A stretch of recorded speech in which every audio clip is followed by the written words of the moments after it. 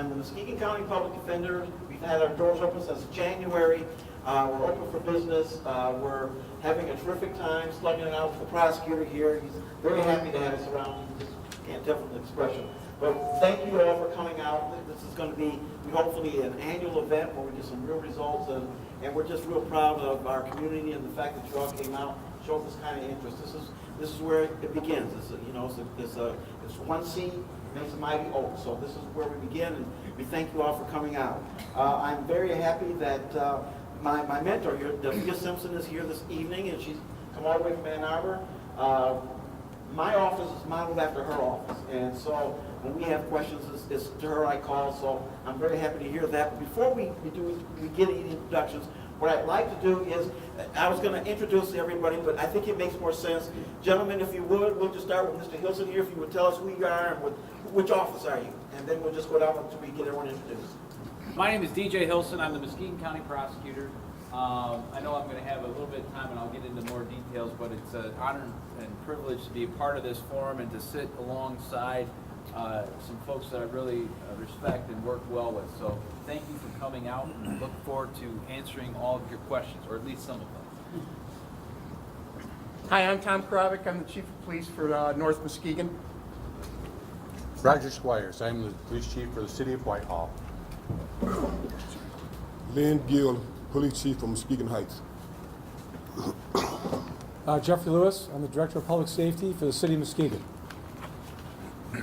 Carl Rothenberger, Assistant Post Commander, Rockford Post. I'm Ken Sanford. I'm the Chief of Police for Muskegon Township. I'm Dean Rossler. I'm Muskegon County Sheriff. Dave Boone, Roosevelt Park Police Chief. Good evening, Dan Shaw, Norton Shores Police. Good afternoon. I'm Robert Broad. I'm the Police Chief for the City of Montague. And Bruce Morningstar, Lieutenant with Newport Township Police Department. Thank you all for coming. Thank you, gentlemen. And without further ado, I'm going to introduce our host for this evening. DJ Hilson is our county prosecutor, and quite frankly, since he's one of the major impactful forces in the formation of my office. He was a supporter of its creation, and since he's been here, since I've been here, he's done everything he could. I think everything I've asked him is that he's done for me. We've worked cooperatively in making this office a go, and I think hopefully he's kicking himself because we're going to be very good. We're very good, and he has to have a major part in making this happen. So without further ado, I'll introduce our host and our prosecutor, Mr. Hilson. Thanks again, Mr. Johnson. That's some really kind words. It has been an absolute pleasure to have the Public Defender's Office here in Muskegon County offer such quality representation to indigent defendants right now in the family and circuit court. I've been in this county doing this job now for almost 15 years, and in the few short months that Fred and his crew have been doing this, I can see a dramatic improvement in the representation and how they handle themselves in court. So kudos to Fred in picking his staff and how he manages them. They do a really heck of a good job. I would love to take credit for setting up the food and being the host for the food, but I can't do that. As much as lawyers love to take credit for things they don't do. I'd like to thank the Muskegon Rotary for being a big part, in particular the Diversion and Inclusion Committee that's part of Muskegon Rotary for making this happen, providing the beverages and the food, so please take advantage of that. One of the things that I'll talk about as far as the prosecutor's office is concerned, and as far as inclusion and diversion is concerned, when I took over the office, I wanted to, really have the office represent Muskegon County in its entirety, from the west end to the east end to the inner city. And I was really fortunate that when I took over, I had a lot of people retire from the office, and I had to make some hiring decisions. And what I was really proud of is I was able to hire at least two African-American lawyers. One, a gentleman named Brandon Davis out of Detroit. If you haven't met Brandon, I encourage you to do so. He's got a great personality. He's a heck of a good trial lawyer. And it was a great addition to my office. The other is a young lady named Elizabeth McCree, who works in our family division. She's got Michigan roots, but she comes to us from Georgia. It was interesting because she came to us in the winter months. and it was a real eye-opening experience for her. In fact, I recall this past winter, her being in her office really bundled up in her winter coat, so it's fun to tease her. But the other thing that we've encouraged all our lawyers to do is be part of the community. I want the prosecutor's office not to just to be those people that you see in the courtroom, but I want them to be engaged in the community. That's one of my biggest passions, sometimes to my exhaustion, getting out and being a part of the community. But that's really a goal of mine, is that my lawyers not only do the work that they're required to do, but also they get in the community and they engage the community. We keep encouraging them to do that. In fact, I don't want to let the cat too much out of the bag, but we're going to team up here pretty soon with the Public Defender's Office and raising some money for a cancer fund coming up in September. I won't give the details, Fred, but it's going to be actually kind of fun.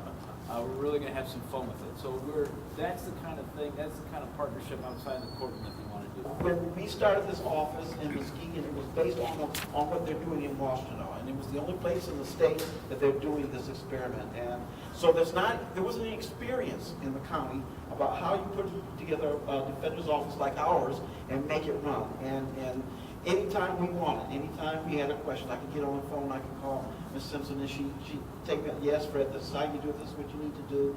And in fact, when we met, I just happened to be in that. I was over in Washington County on another meeting, and I just stopped by. And if you know lawyers, we have so much to do. Time management is crucially important.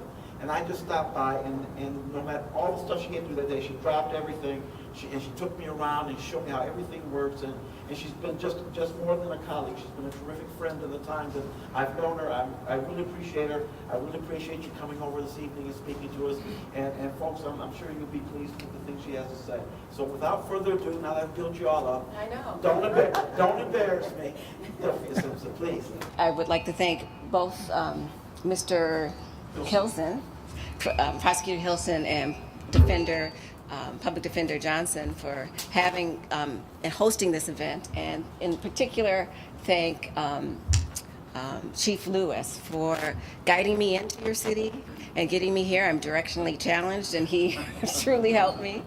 And so I would like to just say thank you. I've been had such a nice welcome here.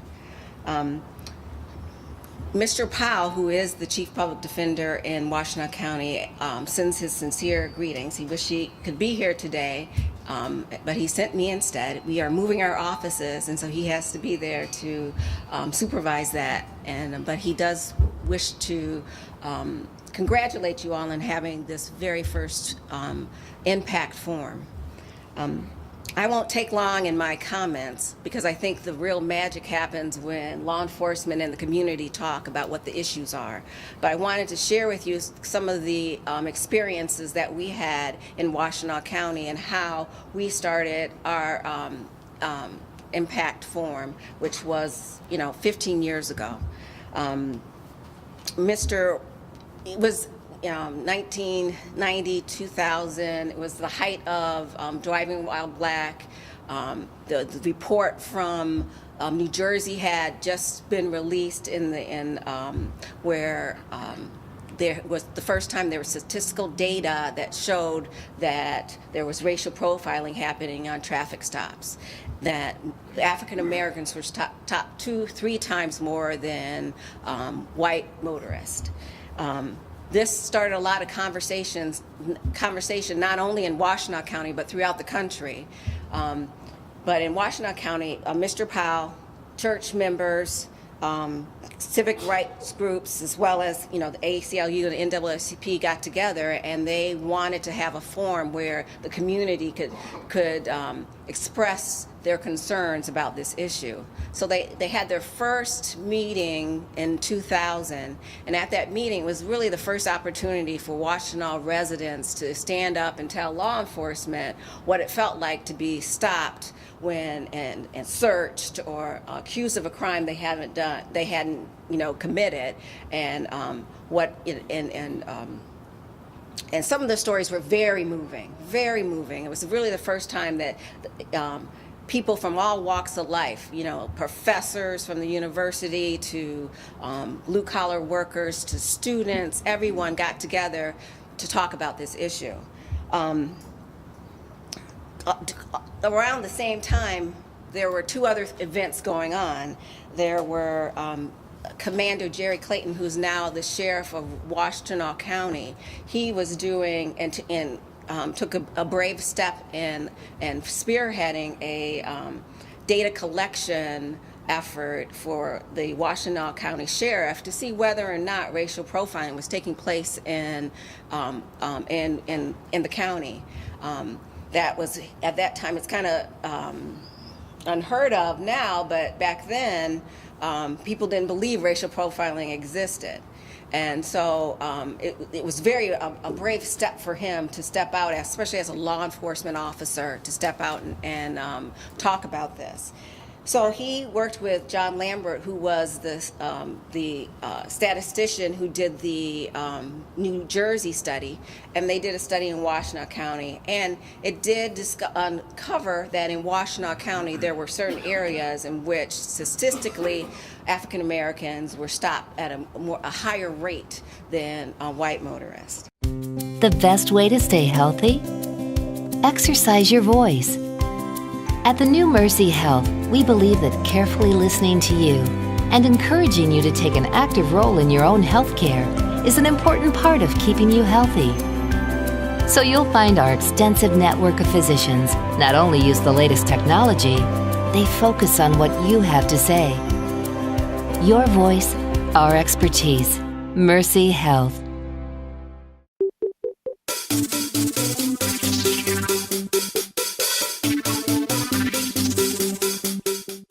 People often ask, what is elder law? Elder law is a specialized practice of law that encompasses estate planning, preservation of assets, long-term care planning, Medicaid planning, and veterans benefits. Many estate planning attorneys do not specialize in elder law. If you're seeking help because you or a loved one must reside in an assisted living residence or nursing home, you'll want advice directly from an elder law attorney. Anna Duggins has been a member of the State Bar of Michigan for 16 years and a partner at Parmenter O'Toole. She is extremely empathetic with her clients' situations and provides a holistic approach to solving their problems. Anna Duggins is an elder law attorney. Anna and her caring staff will answer all of your questions, working with you every step of the way and ensuring that you make informed decisions about your future. She can be reached at 231-722-5415, or you can email her at aud@parmenterlaw.com.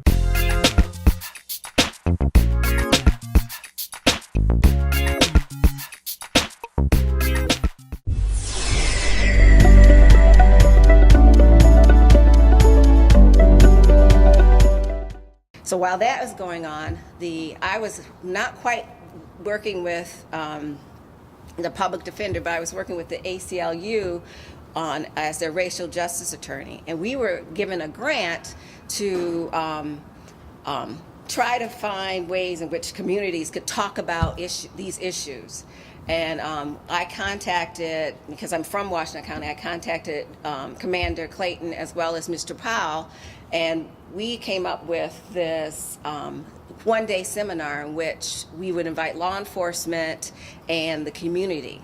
We did something a little different. In the morning, we separated the two groups, and we put law enforcement in one group and the community in another, and asked at the same time, asked what is racial profiling, what is profiling, what is proper profiling, what are their expectations from the community, what are their hopes for the community that they served. And then in the afternoon, we brought them all together to see what the results were. To be honest, I was very surprised, because what came out of that is that law enforcement and the community both wanted basically the same things. They wanted, just much like your theme today, a safe, secure, just community.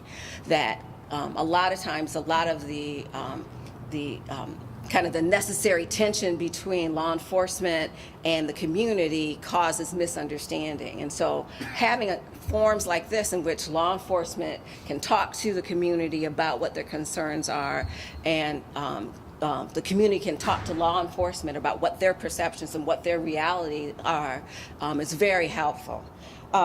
What we discovered was that we discovered several things. Is that what's important for the community is that law enforcement listen to them and their experiences.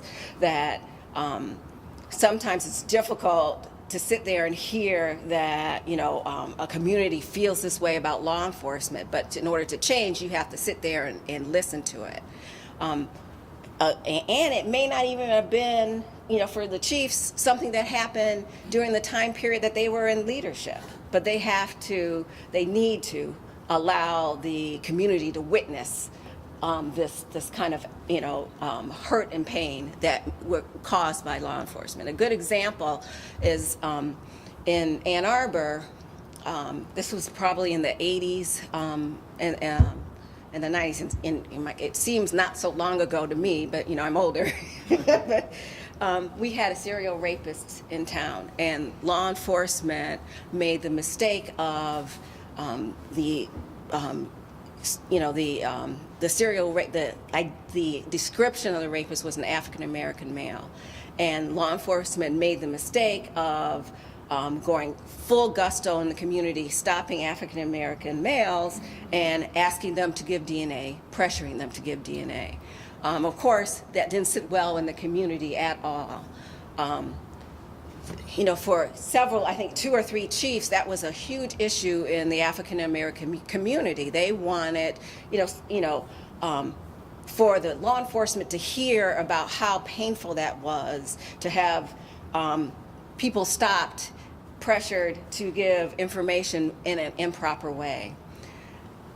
They did eventually catch the rapist, but they used really good police work. They had a community member saw something, that was out of place. They found evidence, and they were able to catch the person. But with the community, 15 years later, that was still an issue, and it created such distrust that when, it was 2 new police chiefs that came in, it was really hard to reach out into that community. And then at a forum like this, the police chief simply, after hearing the story and the distrust from the community, the police chief simply said, we made a mistake. That wasn't how I expect to run my agency, and these are the things that we're doing to correct that so it won't happen again. That went a long way to ease some of the pain, concern, and trust for that community. But I'm sure it was very difficult for those law enforcement folks to hear this over and over again, but sometimes you have to. For the community, it's difficult to hear, even for me, like if you feel that on a traffic stop that you are, or an encounter with law enforcement, that you're in the right and they still have to do their job, that's not the place in which you say, I know so-and-so, or here are my rights. That has to occur later on. And that, fortunately, that on the street, the police officer has to be successful and win that, and resolve that issue on the street, and your complaint and whether or not you're guilty of a crime, that takes place later, and that can be frustrating. So those are some of the things that we discovered. What are the benefits of having a forum like this and having access to all of these law enforcement chiefs? The benefit is that simply by talking, you build the trust. Simply by communicating, you build the trust. And so when something happens in the community, the law enforcement officers can rely on the community to give good clues to solve crimes. For the community, when there's the benefit is, of course, when something is happening in your community, you're able to reach out to a trusted law enforcement officer. Say, this is happening in my community, I want you to correct it. Another benefit is that with having a public defender's office, and this is something we do in Washtenaw County, is if we see patterns or trends or things that are going on with the law enforcement officers or in the community that we think are training issues, we're able to pick up the phone to that law enforcement agency or to a community member and say, can we sit down and talk about this issue and design a training or design a form or design something in order to reach out and correct this instead of waiting till something explodes.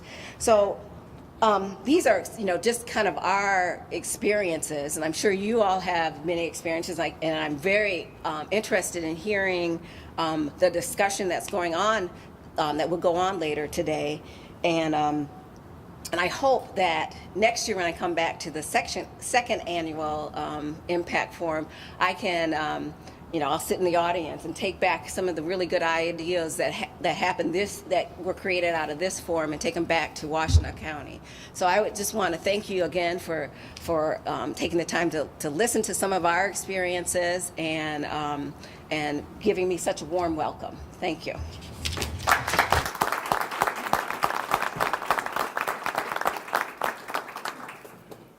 Each of our guests here just to give us a little overview as to how he sees the situation from his position, and then they're gonna sit down, and at that point we're gonna have some questions and answers.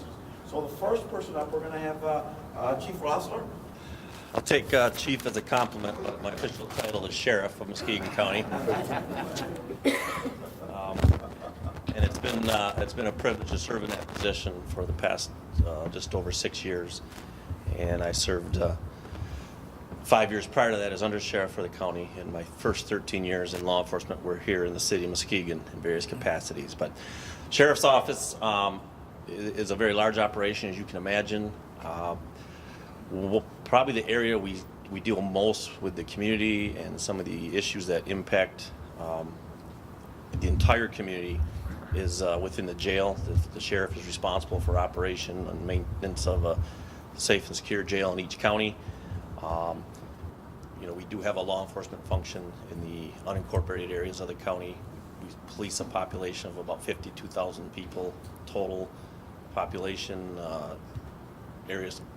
Area miles about 500, just over 500, and we have several other functions. But I think in terms of where we impact the criminal justice system most, or we're most involved, is within the operations of the jail. And we deal with about 9,000 bookings annually, and there's a variety of issues that go along with that. We are directly involved with trying new things and trying some other avenues in terms of the justice system. The sobriety court is it's about probably in its 5th year now, I believe, and we just instituted a veterans court this first of this new year, which the sheriff's office is directly involved in, and then there is one of the judges is taking upon herself to oversee a mental health court within the system. So we have a lot of contact both within the confines of the jail and in the county courthouse, Hall of Justice, as well as out in the field. We've taken, I think, a lot of steps to minimize some conflicts that we've recognized. We're very involved with community mental health. We have a mental health caseworker embedded right in the jail facility itself on a full-time basis, dealing with a lot of the mental health issues and getting people lined up for the proper care while they're in the facility, as well as some case management once they're released. We are expanding as much as we can within the confines of this current facility, our different educational opportunities. While they're in a facility, we're in the process of working collaboratively with a number of nonprofit agencies and other service providers on the re-entry component of people once they're released from the jail facility. What's their next step into the community in terms of getting them plugged in for services and some follow-up stuff to get them stabilized and back on the track of being a productive citizens. Muskegon's Hackley Public Library is an excellent source for help, information, and great entertainment on virtually any topic. The friendly, knowledgeable staff is always available to help you with finding information on any topic you need. They can help you with using the free public access computers, and they look forward to showing you books, audio CDs, DVDs, and much more. Whether you live in the city or outside, the Hackley Public Library in downtown Muskegon is there to help with everything imaginable.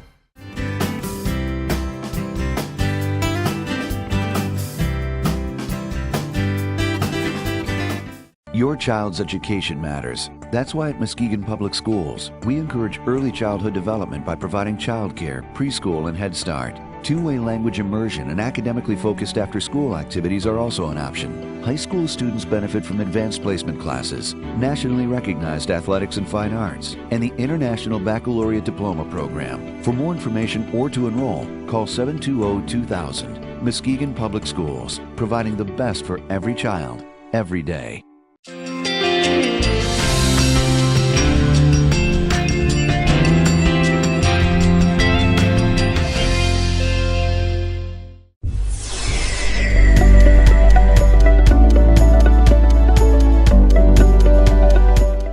As a chief of police downstate, in a small town that was rural but separated from the larger communities, it was nice to get up and be able to talk and confront people in our county that had never been down to our city, and they kind of know what I was thinking, but I always made it a point to listen to what they were thinking also.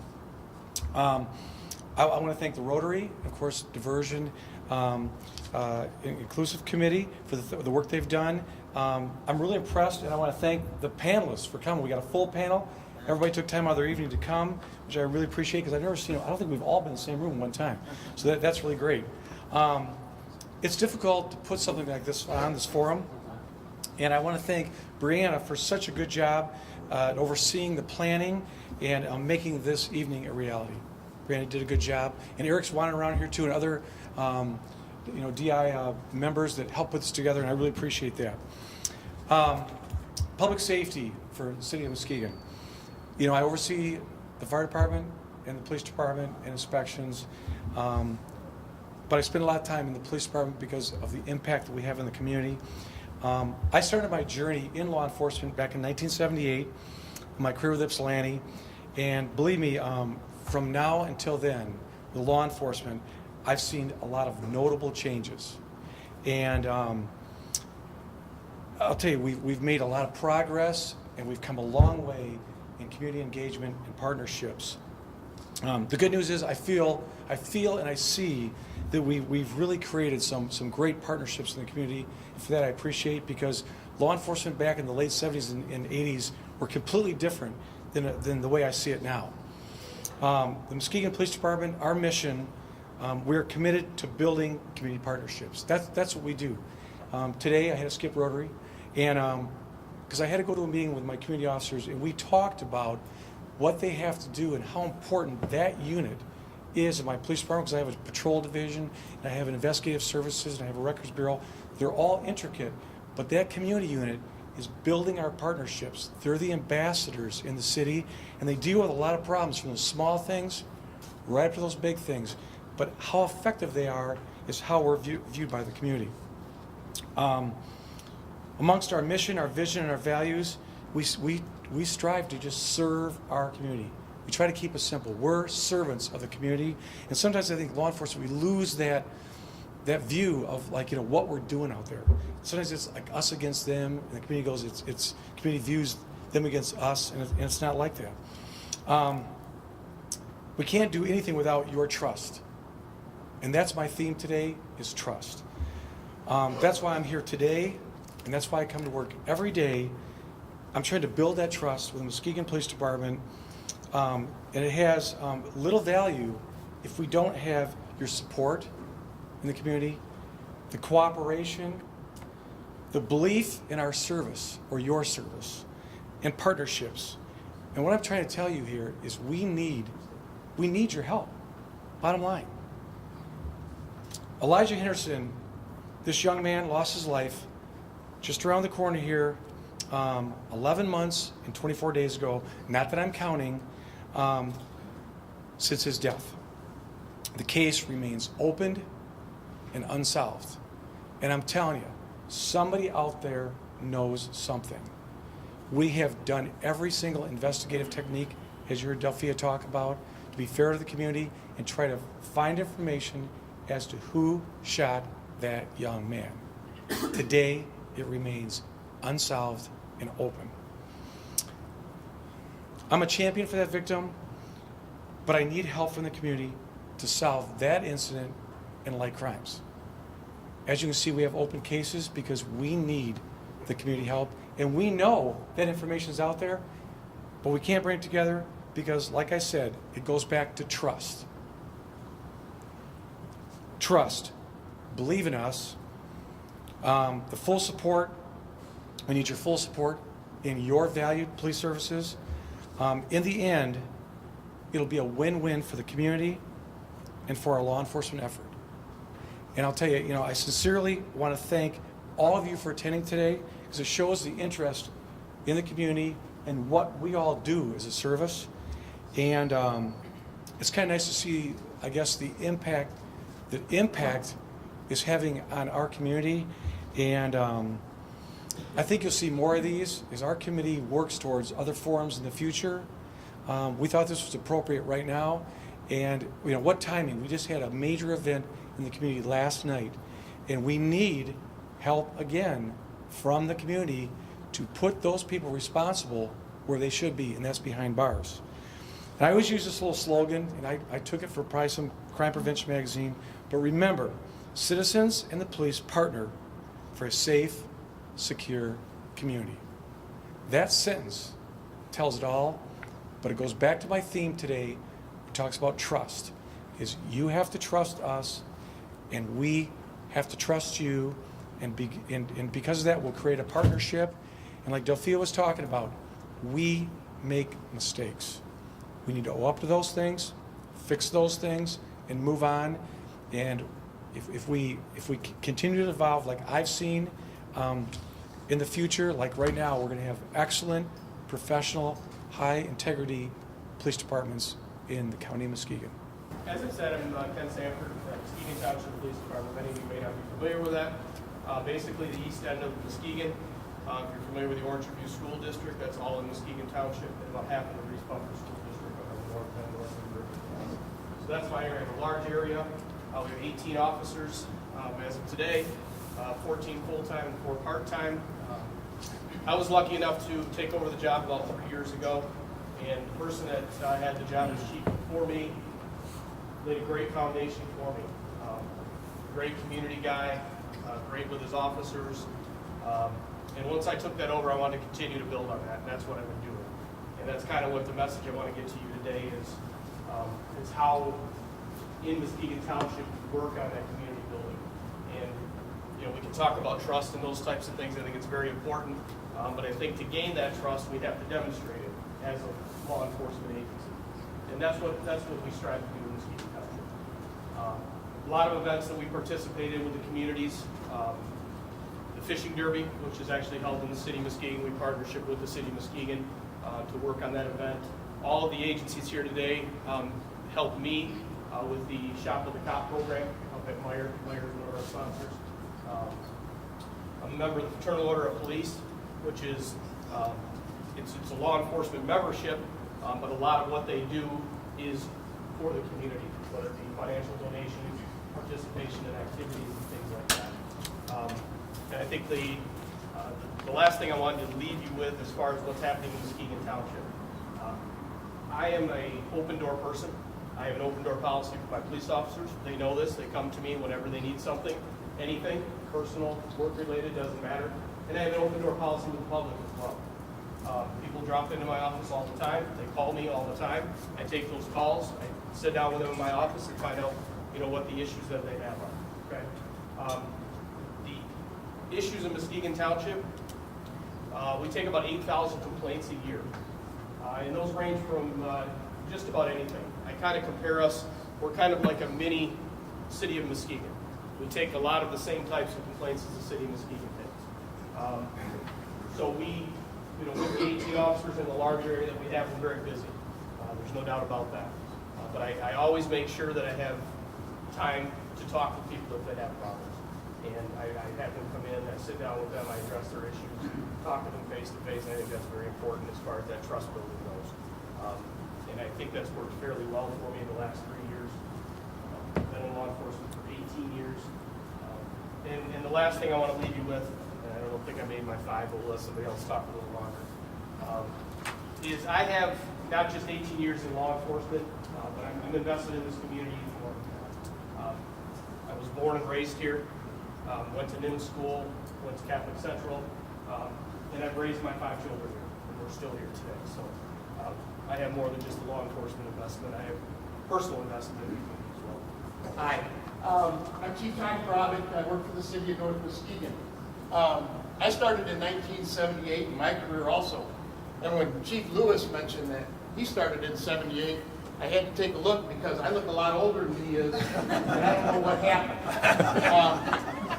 I'm in my 36th year of law enforcement. I spent my first 24 years working in the city of Flint. So I've got kind of a unique background in that I worked in a large area, a large police department, and had a lot of problems that some inner cities have. Homicides, drugs, things like that. My background, I worked as a patrol officer for 3 years. I then worked narcotics for 9 years. During that time, I was promoted to sergeant, and I got to work sexual assaults for 3 years. And the thing I learned is the thing I stress now more than anything to my officers that work for me, and that's compassion. Working sexual assaults for 5 years after that, working homicide, I learned compassion, and I learned how to treat people with compassion.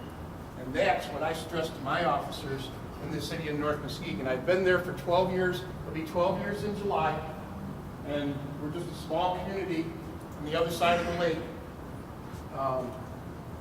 And I'm going to be honest, we don't have a lot of crime problems. But once again, I stress to my officers that you have to treat people with compassion. You know, most people that have dealings with the police, they're not having a good day for some reason or another. You know, they either call because there's an issue, or they get stopped because there's some kind of an issue, or something like that. And so if we approach them as a police officer and we show compassion, we have patience, and we show those things, I think that goes a long way to getting along with people and going about our business the way we have to. The Norton Shores Police Department is a full-service law enforcement agency comprised of 29 sworn police officers and 3 civilian employees. We serve an area that is quite diverse in nature, in that the northern part of our city is more urban-like, if you will, to the southern portion, which is more rural. So we have quite a differing environment to deal with. But unfortunately, as some of you know, our community is not very racially diverse, but that is changing. And I believe Brianna can attest to that as well, because we live in the same neighborhood. And our neighborhood has seen quite a few changes recently, to where we have quite a few African-American families living in our neighborhood now, which is a pleasant surprise to me, seeing people move in, but also a lot of people from India and Pakistan that have moved into our neighborhood. So that's going to be a challenge for my officers in the future, to deal with some different cultures rather than what they've been used to just in our area. Some of the things we've been doing to try to address those issues is we do take a look annually at our traffic stops and our arrest data, and also our search data, to see if we have any patterns towards, if you will, bias-based policing, racial profiling, or any other types of bias based on our policing tactics. And so far, we have not identified any that have really jumped out at us. But I think part of the problem that we're finding is trying to get community involvement in that effort to tell us if there are problems. Data is one thing, but public perception is another. And so one of the things we've been doing the last few years is reaching out to groups such as the NAACP, the American Civil Liberties Union, and others to find out if there have been complaints made against our officers so that we can address those concerns as well.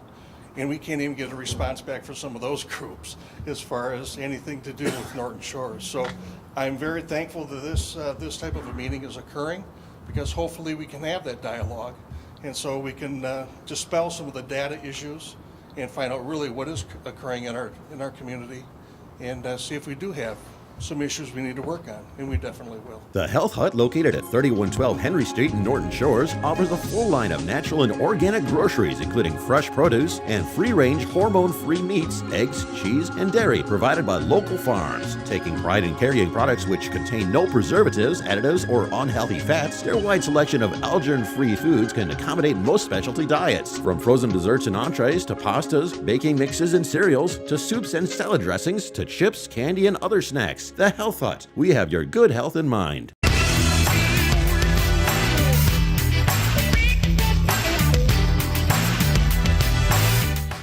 Buckwheat Schultz & Associates Incorporated, investment products and services. For more information, call 799-9889 or 866-799-9889. The Trophy House and Jones Sports have been servicing the area for almost 50 years. We handle all team sports, uniforms, and equipment, and have a full custom design service for your athletic and corporate logos. We have trophies, plaques, and awards for all occasions. We engrave, embroider, and do silk screening. We have stock t-shirts, sweatshirts, both hoodies and crews, sports shirts, jackets, and specialize in corporate promotional products. The Trophy House and Jones Sports, helping you promote you.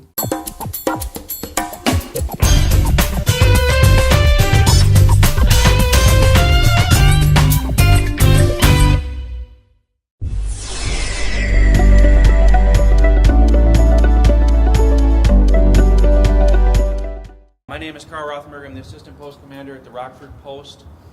20 years today in this department. I've had the opportunity to, thank you. I've had the opportunity to be at 5 different locations. I spent a lot of my time at the Grand Haven Post. Real quick history, in 2011, November 2011, we merged with the Rockford Post. So now we cover about 1.2 million people with Kent County, Ottawa County, and Muskegon County. So I have the privilege of working with all these fine gentlemen here, and then many more in 2 other counties. I'm not going to get into a lot of detail of what we do specifically. We have a guide, and if I went through it all and what we have, I'd go well beyond my 5 minutes. We do have a website if you have any curiosity of what we offer. We have had the opportunity to work directly with, I believe, all these agencies and some of the services, and some that you might be familiar with or have seen with our crime lab, or aviation, or our canine units, or our emergency support team. We do work in Muskegon County. We work in many of the townships and areas, and we have also had the opportunity to come in and work with all of these agencies here, specifically Muskegon Heights. In years past here and continuing on, we have the opportunity to come in and assist them in any capacity that they need us in, especially during the summer months. We offer our services to all these agencies here. If they're within our capabilities, we've been able to get to them, we bring them in. I am not going to go into great detail tonight. I'm more into the question and answers. I'm looking forward to it. So I'm going to defer some of my time to the rest of my partners here, and I look forward to talking to you later. Thank you. Robert Rod, City of Montague. Thank you for inviting me here tonight. I just want to say a couple of words is all. Believe it or not, I've been in law enforcement for 25 years, and I'm the longest serving police chief in the county right now, and as you can tell, the youngest looking too.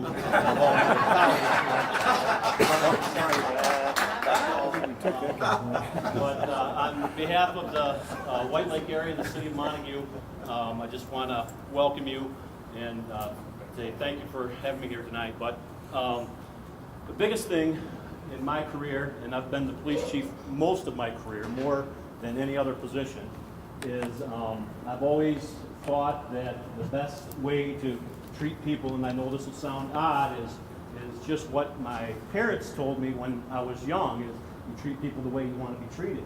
And so that's kind of how I've treated my community and treated the community that I serve, and that's kind of how I model myself for my officers to do the same thing. And one of the biggest things that I'm proud of, it's fairly minor, but it does have a big impact in our community, is our guys, our officers, myself, we're accessible to the community. And partly because we have a small community, 2,400 residents, it's easier than some of the bigger communities. But I think that's one of the most important things in a community, especially a small community. It's easier to do to get out into the community and just be accessible to the people and listen to what they're saying. I know that there's some distance between here and Whitehall, so that might make us a little bit of a mystery. And the fact that we're a small community probably makes it a little bit more of a mystery. If you think about it, I was trying to rack my brain today of how small police departments are depicted in television. And I could not think of a good example. Usually they're either bumbling or they're in with the mob. The best I could come up with was Cabot Cove. And when you think about it, they had a murder every week, and they still needed some woman writer to solve the mystery for them. But in my community, there's some things that I want to bring out. But I'll tell you a story from early in my career that colors me and colors my pattern of leadership in Whitehall. And it's a story about servanthood. A woman that I knew when I was early in my career talked about having a police officer drive up to where she was trying to change a flat tire alongside the road in the rain. And the officer rolled down the window, looked out, she said, "Can you help me?" And he said, "It's not my job," and drove off. And at that point in my career, I chose to be a servant. And that was the way I have behaved in my entire career. I came here 3 years ago from mid-state. I'm in my 35th year. I might look as young as Rob, but I have been around for quite a while. And that's the way I've always been. And one part of that servanthood is sometimes I'm serving the person in front of me, and sometimes I'm serving the people who are behind me, and the person in front of me feels like I'm not serving them.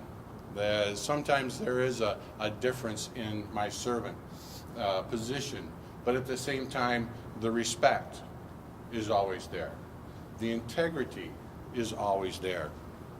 And that's what we can do in a small town. In a small town, we can be servants. We can be the ones to show the respect to the people that we serve and build that relationship through our dealings with one another. When I came to Whitehall, I really didn't know what I would find, but what I found was that servant kind of relationship, that servant attitude already existed. There was a good core of people with high integrity, people who cared about their community, people who cared about even the people that they had negative dealings with. I can point into my department reports where an officer will stop someone, write them a ticket, take their car away from them, and then drive them the rest of the way to work so they don't lose their job.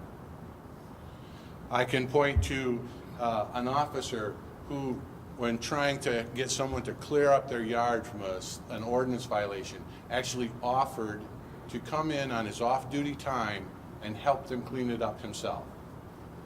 This is the kind of culture that we have.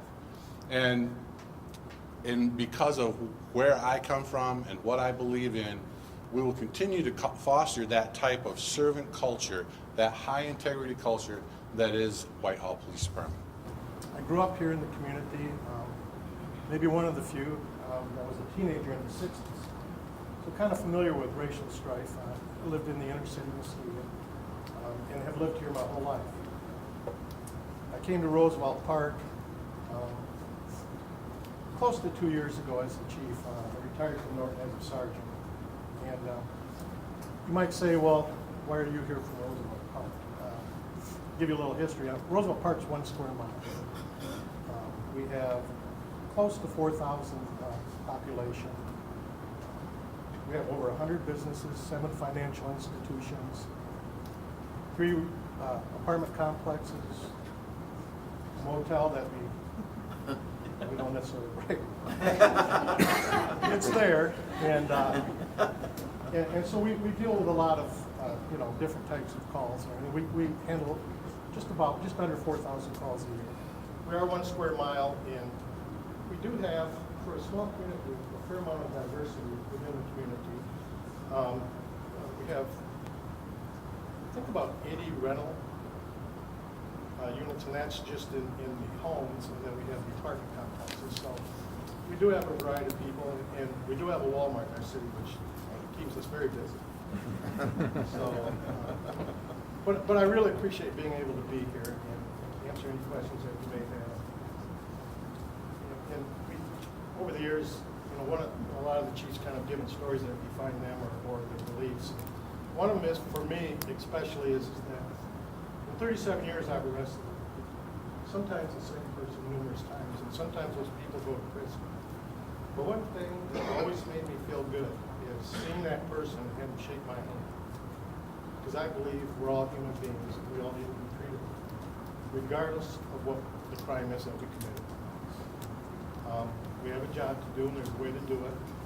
And people will still treat us people when you do that job. And it's not up to us to concerned with the punishment or where they go after we do our job. Like I say, it's kind of rewarding to have somebody that you would think would not want to talk to or see you or really give you the devil, and they shake your hand. So I think that's important. I think how you treat people, like a lot of the chiefs have said, is very important, regardless of the circumstances. And I'm glad to be here, and I look forward to answering any questions that you have. Well, my name is Bruce Morningstar. I'm with Fruitport Township Police Department. We have about 12 officers in our department. I'm the lieutenant for the department. And I was excited when I was asked to be part of this because in the past I have been, this is kind of a passion of mine, is diversity in law enforcement to begin with. I teach at the Grand Valley State University Police Academy, and one of the areas that I've taught in the past deals specifically with diversity issues. So again, this is a very passionate thing for me. I've been invited to other states to teach about diversity in law enforcement, and so to have that localized here, I think is going to be a huge benefit to this area, and I'm glad to be part of this. So for Chief Lewis, thank you for the invitation to be involved in this, and for everybody that's come out and spent their time to be involved in making this happen tonight. I kind of wish that more seats were full tonight.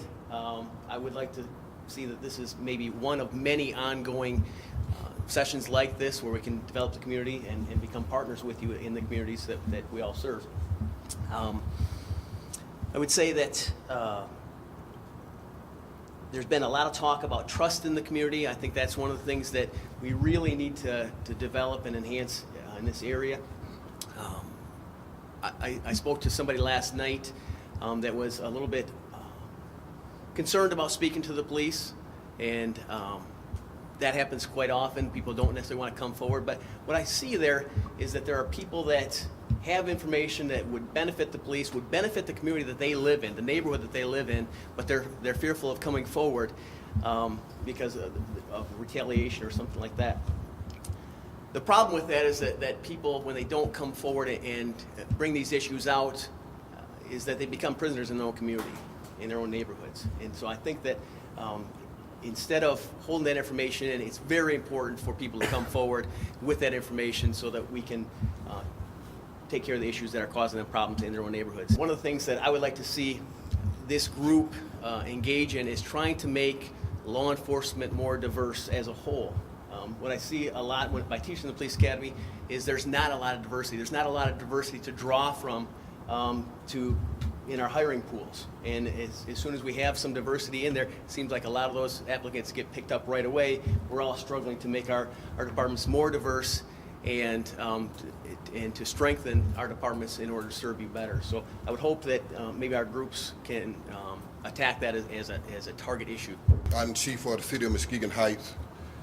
City of Muskegon Heights is 3.8 square miles, but you can't tell. With a population of about 12,000 people, and it's an urban environment. If you're familiar with urban environments at all, then you know about the things that comes with an environment, about whether it be crime, whether it be perceived or real, and the balance with police departments. Police, a little bit more about it, 3.8 square miles, about 12,000 people stacked on top of each other. My thing for the community is to reach out to the community. I've been at this for 24 years. And each year I've enjoyed each year. I love law enforcement. I worked my way up through the chain from patrolman to sergeant to lieutenant and now to chief. And everywhere along the line, I find that the ideal situation is I get to do things the way I want to with the department. And that is interacting with the community.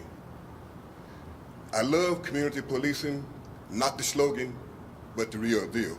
You know, you hear community policing where people, oh yeah, community policing, no. I'm talking about actually getting out in my 3.8 square mile city, interacting with the public. Seeing what they want, seeing what their problems are, them telling me issues they have with my department, and me being able to resolve those issues. That is community policing. Racial profiling. If you know about the racial makeup of Muskegon Heights, a lot of times people say that can't be an issue. Well, that's not true. You can have racial profiling anywhere. You know, one thing I would like, if you leave here with nothing else, what I would like for you to leave with is that not all police officers are created equal. Police officers are human. They have bad days, they have good days. But me as a leader, I constantly expect professionalism though. That's why my office is open to the citizens of Muskegon Heights or to the citizens of any community that have a problem with my force. The Village at Park Terrace Senior Living Community, offering beautiful yet affordable 1- and 2-bedroom apartment homes as well as 2-bedroom cottages. Rent includes a wide variety of exceptional services, from daily meals shared in the dining room or delivered to your door, to scheduled activities and social events, to 24-hour emergency on-call service. Their expert, caring staff is there to assist you with all of your retirement needs. The Village at Park Terrace Senior Living Community, where you can enjoy the luxuries and comfort of your own home without the work and worry.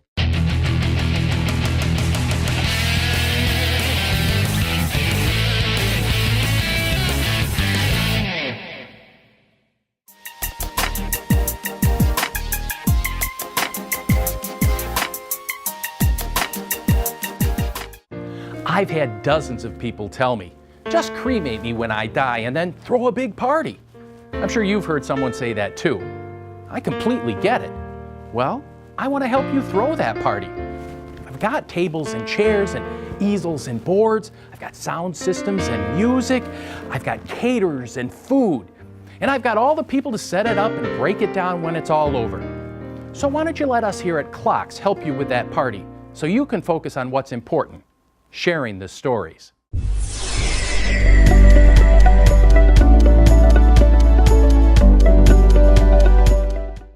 those of you who have a question, please just come to a microphone. We would like you to speak into the mic, so we're recording this and have us record.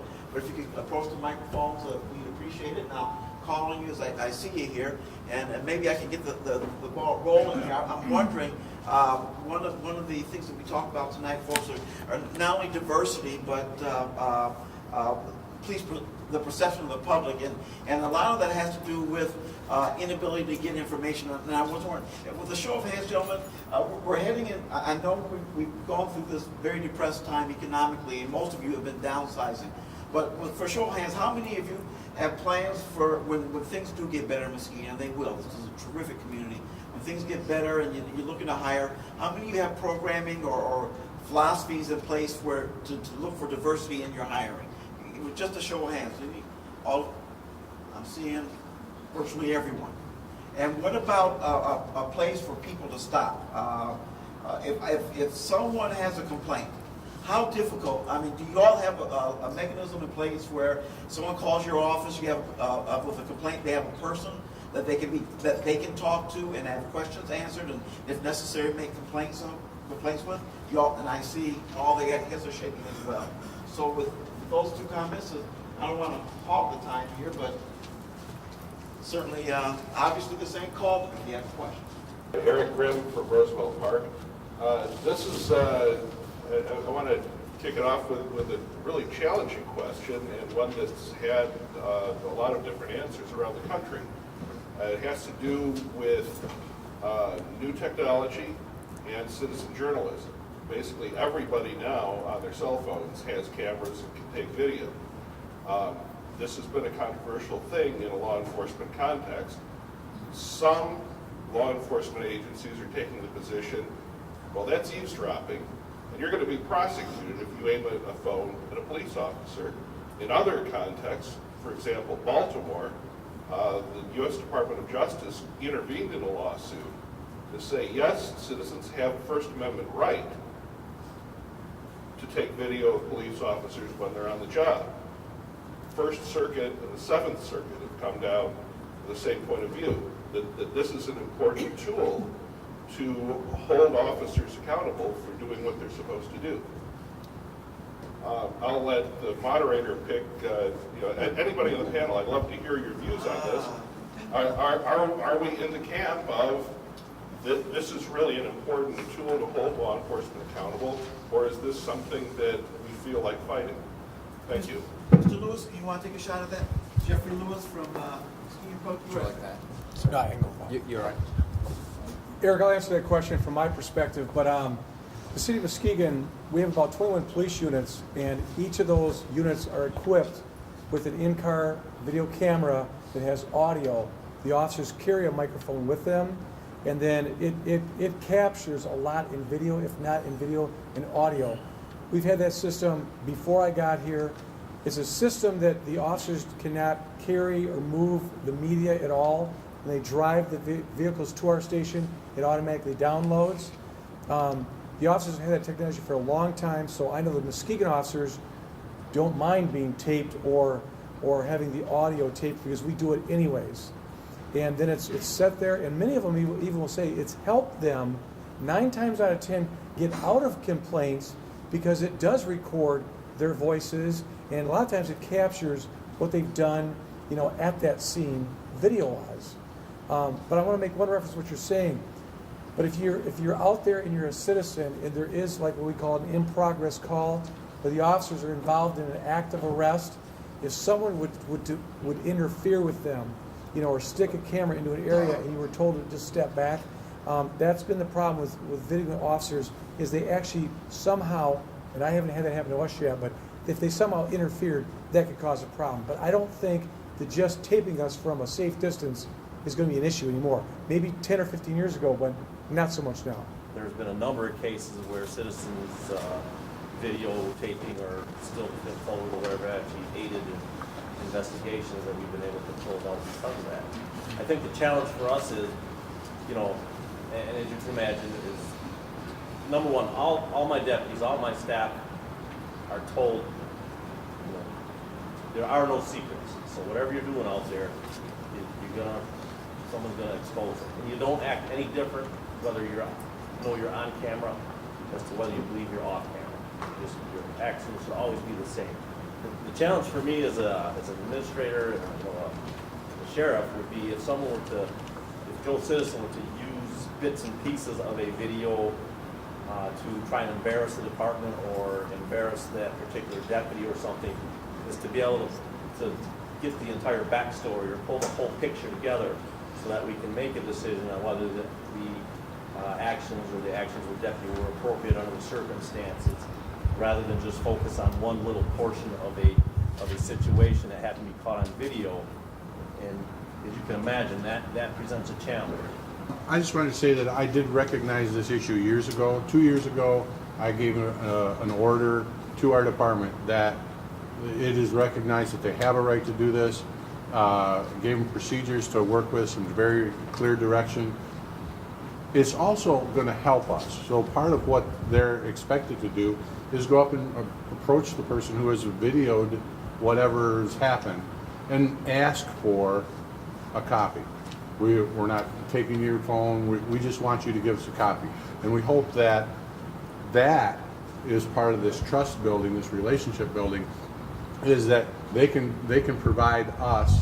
We aren't going to take it from you, but if you can really help us by giving that as well. And from the prosecution side, videotapes actually help in prosecutions. Certainly when it comes from, when we've got a defense lawyer saying, hey, listen, my client is saying X, Y, and Z, we can go, if it's on video, we can go and look at the video. But the other thing that I really like about citizenry videoing, and I say this with a word of caution because I never want anybody to put themselves in a spot that is dangerous. But I can think of an investigation that happened last year here in the city where we had a very brave citizen come forward with a cell phone video that made the difference, because I can tell you that what we were told from the witnesses to the event was far different than what the video portrayed. And that made a big difference in how I had to handle it as a prosecutor, what we could charge and what we couldn't charge. And so I certainly have no issue with videotaping at all. I mean, I agree that, listen, in this day and age, no matter where you go, you got to believe that somebody's either audio recording or video recording. That's just the way it is. That's the YouTube world we live in these days. But certainly from a prosecution perspective, citizens that are taking videotape of events that are happening before the police arrive, I want to encourage that you provide that information, in particular to me and my assistants, because bottom line is that those become very important pieces of evidence that help us make the charging decisions that we have to make. So I wanted to offer that perspective. One gentleman ahead of that. No, sir. My question is to everyone. It's not about racial profiling. It's about the shootings that are happening in Muskegon Heights at this moment. Last night there was a 17-year-old that was shot and killed. Okay, I lived 3 houses from the shooting. I had 2 small children. I don't know whether to let them outside and play or keep them trapped in their prisoners. What are we going to do as a community to stop this? We got Muskegon Heights that's coming out of a budget problem. They only have a few officers. Is there anything that we can do as Group 4, Roosevelt, Norton Shores, the state police? I know last summer we started the helicopter thing, and it's just the start of summer. We have 8 months of heavy winter. These young kids are ready to come outside, and what are we going to do to stop it? Well, can I address that? Yes, That's a great question. I'm going to flip that around too. I'm going to answer it, but I want to flip it around. What are you, community? I'm here today. I understand it. I understand, and I'm not challenging you. I'm just saying that we can't solve that problem. We as law enforcement cannot solve that problem by ourselves. Nobody has a magic wand to make it all go away. That's correct, right? But if we work together, and this is what we were kind of talking about. I tell you what's been really frustrating, and I'll agree with Chief Lewis on this. There are folks out there that have the answers to those questions.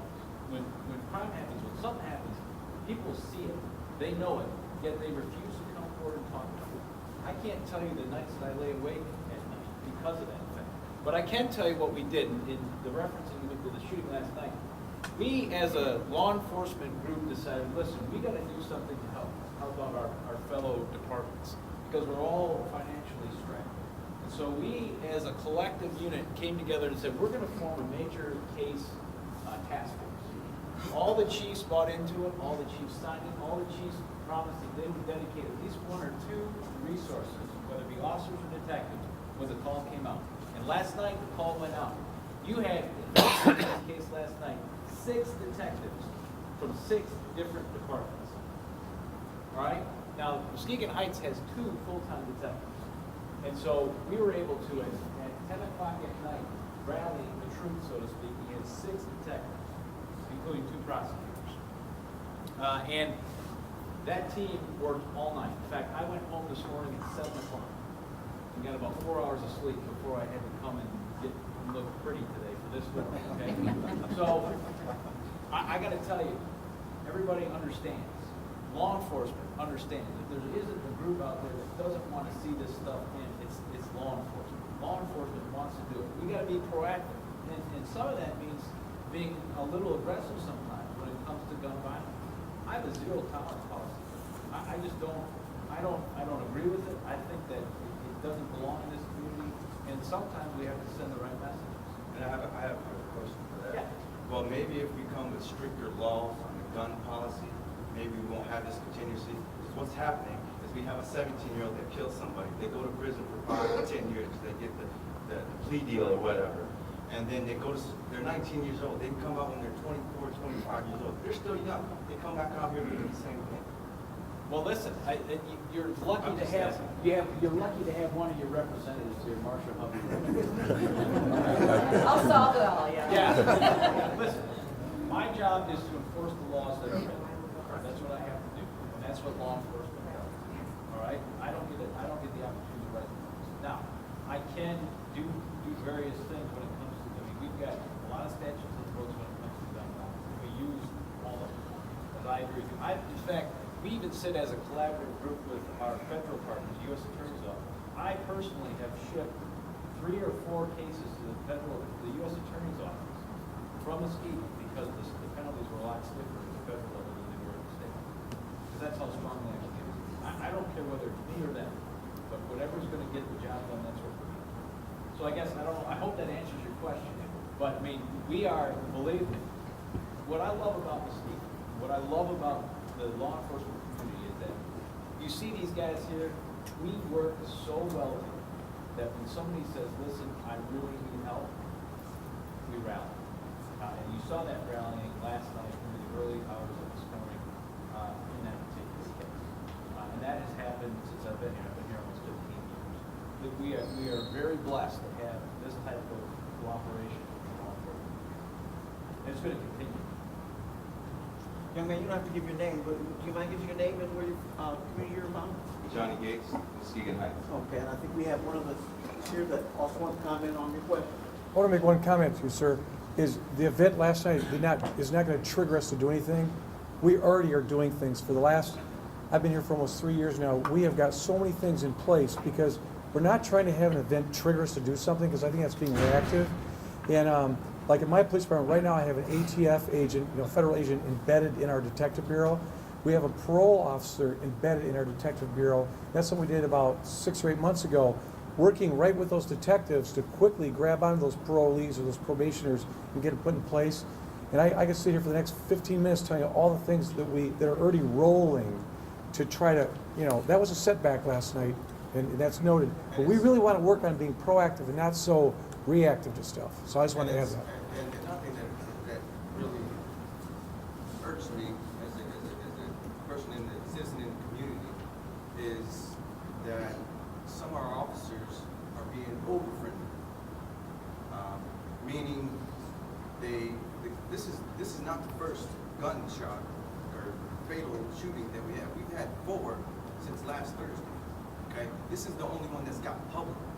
Okay, I think when there's a drive-by or something, the community needs to be alert of that. I got to talk to a lady from the news last night and asked her how come it took a 17-year-old to lose his life before something was said. She said, what are we going to do, be out here every time?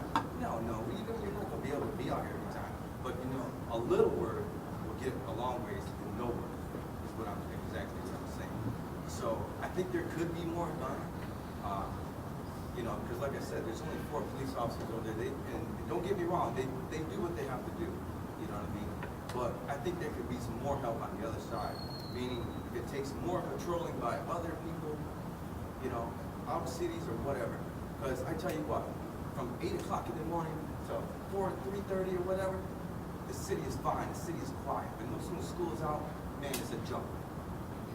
Well, and just to comment briefly, I'm going to take part of the responsibility of that because part of what goes on, people don't come forward, and one of the reasons they don't come forward is they don't trust the system to give them justice. And part of that will come from my office. Part of my office's job is to give the trust of the public to know that if you do come forward, if you do have things to say, that you can do so and that you will receive appropriate representation. But let me throw one more thing out for you. My guess is there's a church within 3 blocks of your house. Go over there, knock on that church door, talk to your pastor. He'll give you the name of 10 people who live in that neighborhood who think like you do. You can get together, you can start forming your own groups in order, your own understanding to protect your own neighborhood. Don't wait for somebody to protect. That's your kids, right? Yeah. Protect your kids. Get together with people around you and get together and protect your kids. And when somebody does something wrong, regardless of who it is, you talk to the people who come in and take One quick thing, if we can get the community, we can get the community to come forward. If we quit, the first thing we quit doing is asking for names. Well, if I'm giving you information, there's no reason for you to, I'm not in the crime, I'm not a victim.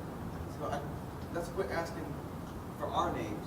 When you have dental problems, you need to turn to a dentist who listens and responds, an experienced doctor who knows the field and can effectively diagnose and treat your needs, who can counsel you on the best ways to maintain and improve your health.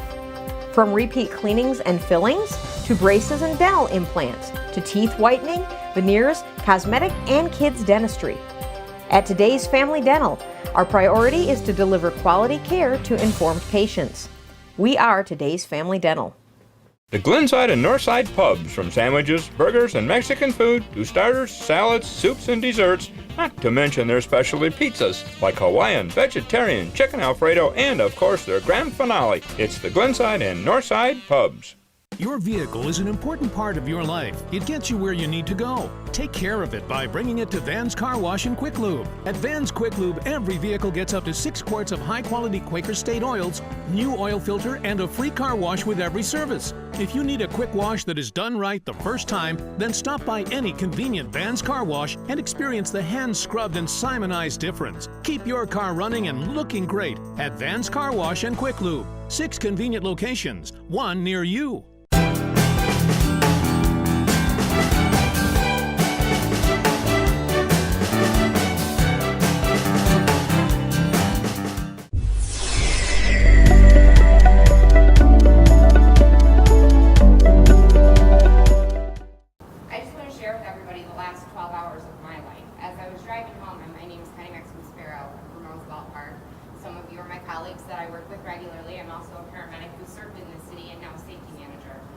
I'm also a parent of a 17-year-old girl a mile away from where this young man was shot. I'm here on that call of action. Last night, I happened to come across prostitutes soliciting, go figure, at the Victory Inn, and called 911, but this citizen got out of her car and actually confronted the John, as well as the prostitutes, to get them the hell out of my neighborhood. Once that happened, police didn't show up, and I'm sure I understand call, dispatch, things like that. I then went into that Victory Inn to ask for the manager to have discussion as a citizen to that manager as to why he's not upholding our city ordinances. He conveniently wasn't available. Well, I didn't stop there. I then went to my local city hall to talk to Chief Boone because we have a nice open conversation together. Chief, without city manager and I had a discussion about the activities that were going on. Then I come home and then this shooting happens. This morning I spent 5 hours on the phone trying to find somebody within any of our communities who is doing anything at all.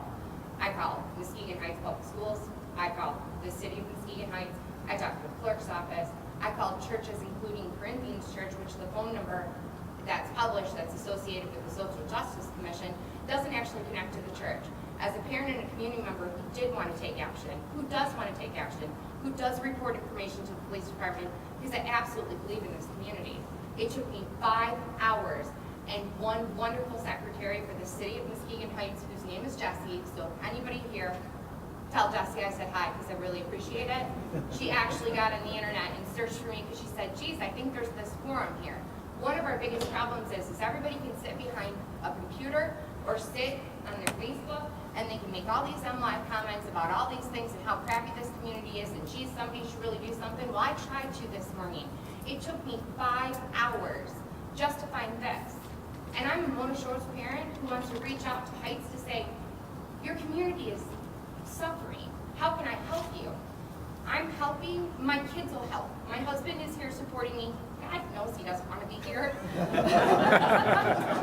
But he's here because he knows that it's in me, and if he doesn't go, I'm going to sit and I'm going to complain about how it didn't take action when I went home. I'm serious. We as a community are not doing enough, and when it takes me 5 hours just to find one forum for the first time from some wonderful woman at the city of Muskegon Heights. We have failed our children, and we have to unite in some way to keep our community safe, to help law enforcement, to build the trust. But when I'm trying to help and I can't even find anybody to give help to, we're not doing something right. And it's not about the boundaries of our neighborhoods, the colors of our skin, it's about our kids and the safety of our neighborhoods. And I will go anywhere and do anything for any part of our community to make sure that my kid's not shot on the road. So we have a civic duty to make this community safer. I'm Dr. Abiade. I want to challenge all of us just for a moment to engage a paradigm shift. Often when we have conversations like these, it's in the midst of a conflict, something wrong. We cannot come together and talk about race unless somebody killed somebody or beat somebody up. And so when we have these conversations, whoever's presenting is always on the defense. And we are stuck as a people forever talking about the past. How many times have we had this conversation? We need to have this conversation, but we have to have the conversation in a way that helps to get us unstuck. I want to put us on the front line just for a moment. Can I do that? Somebody say yes. Yes. Now, if you notice, look around you. Most of the white brothers and sisters are on this side, and most of no, stay with me. I said most, not all.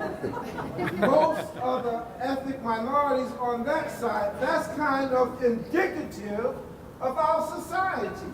And we came here tonight to talk about unity. Now, let me go a step farther. I have something to offer us. When I talk to leaders about the Seaway Run in the 1 and 21, I said we can't talk about this without talking about racial unity, because different racial groups have higher issues around health. There's a disparity issue, and it is broken down by race, whether we want to say it or not. I think we need to start doing, what can we do to walk together? That's the question. We can't resurrect anybody who's died. We can't get people out of jail. I'm not a judge. They don't look that good.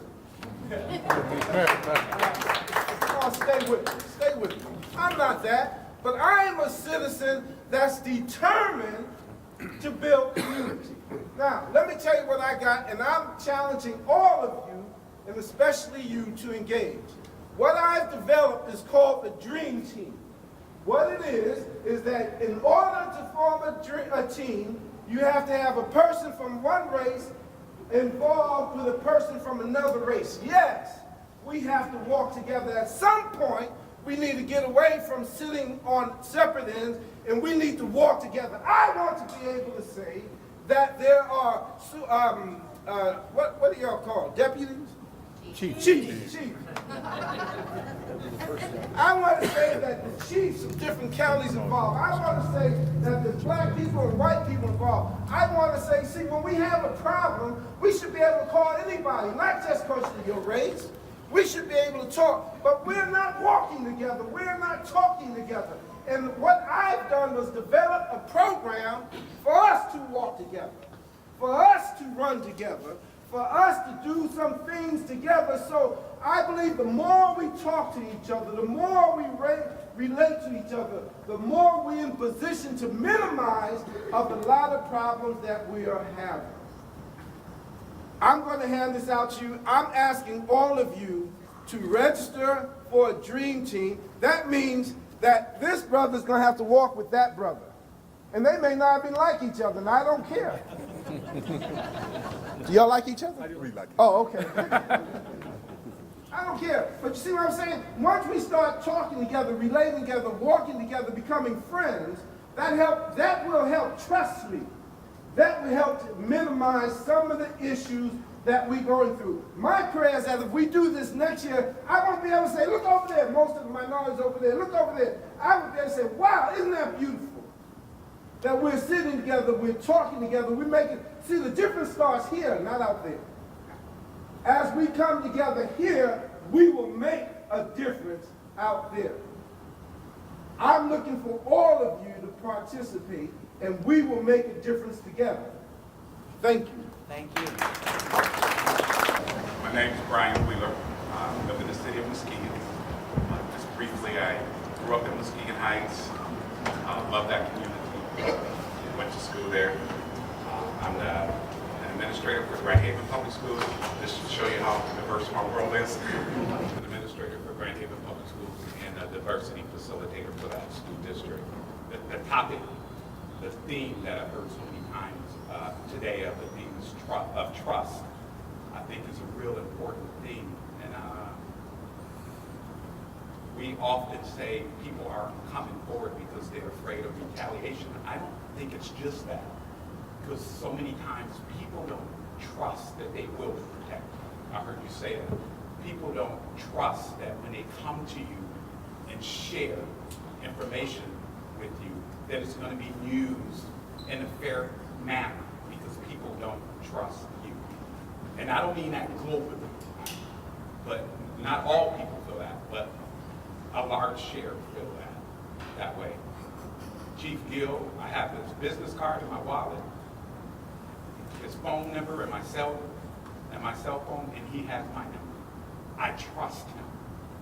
I can come and have came to him with problems, issues, and with information because I trust him. It's going to take more to gain trust than just talking about trust, too. So my question is, what type of programs or what type of things are your officers, or are you guys participating in? And working with Grand Haven, we work with the city of Grand Haven really closely, the school district. As a matter of fact, our tech department is the city of Grand Haven's tech department.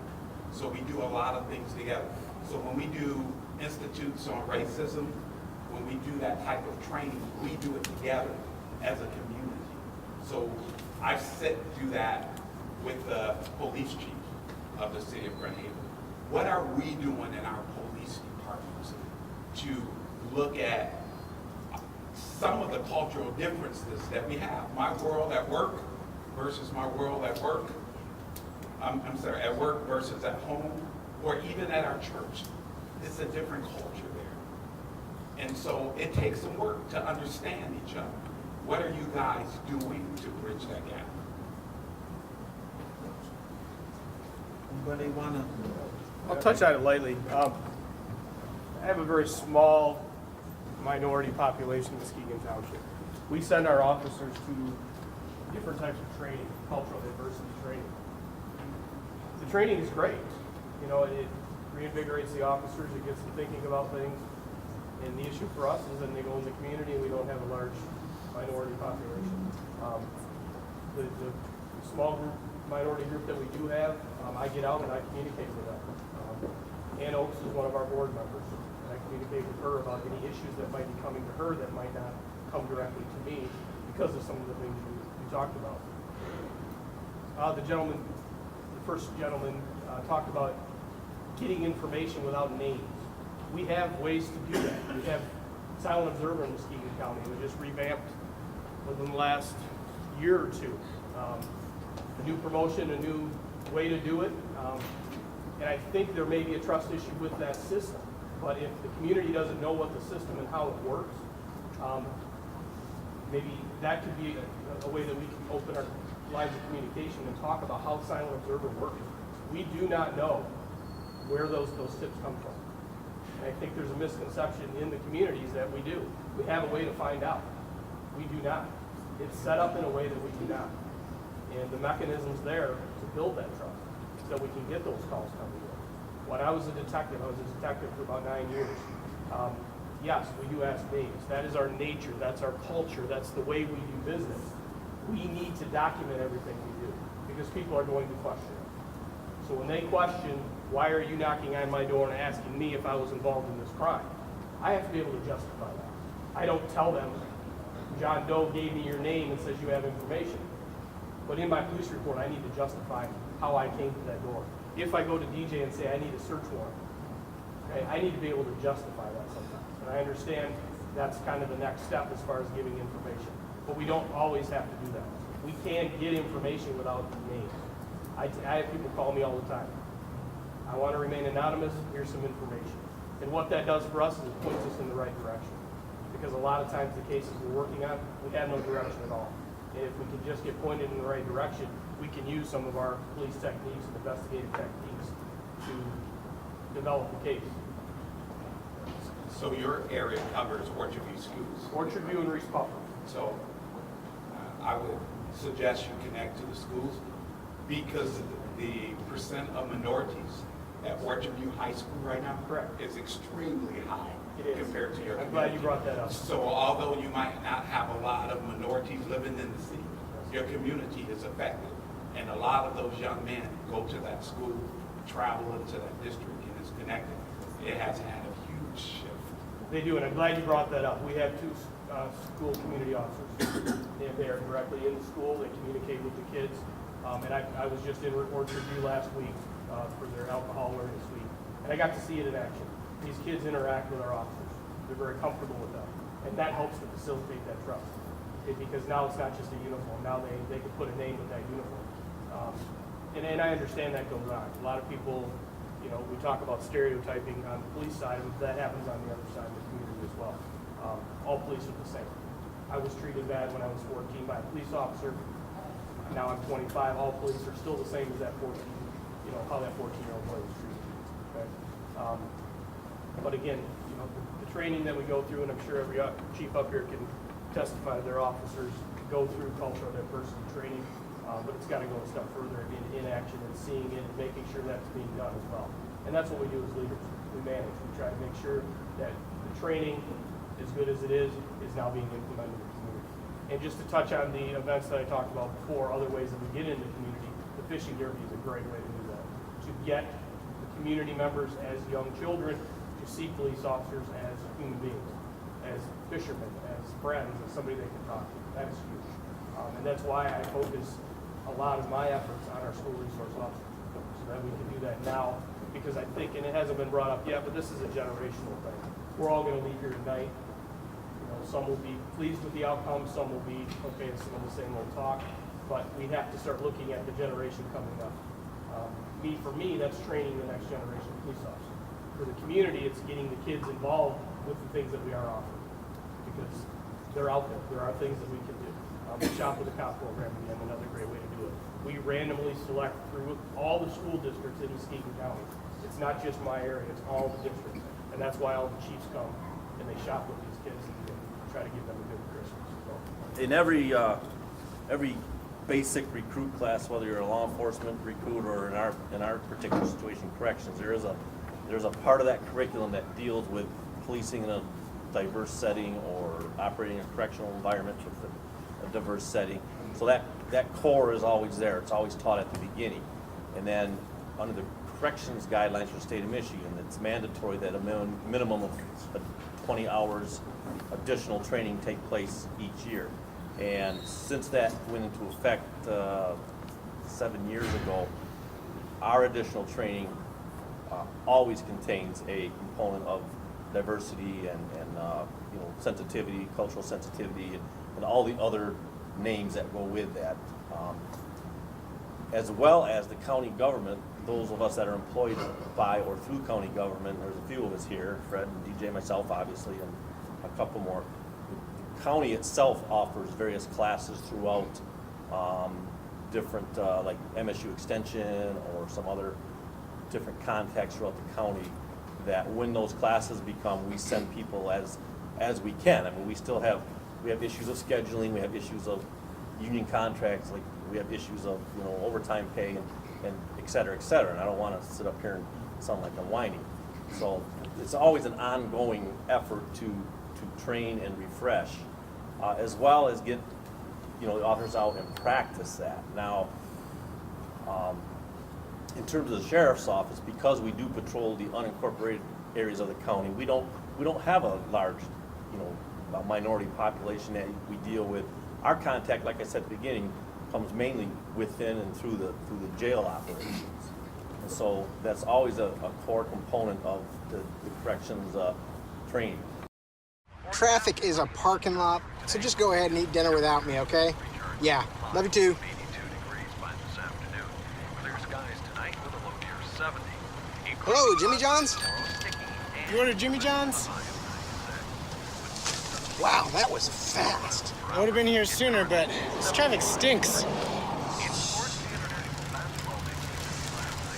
Jimmy John's. Order online at jimmyjohns.com. Jimmy John's. Freaky fast delivery.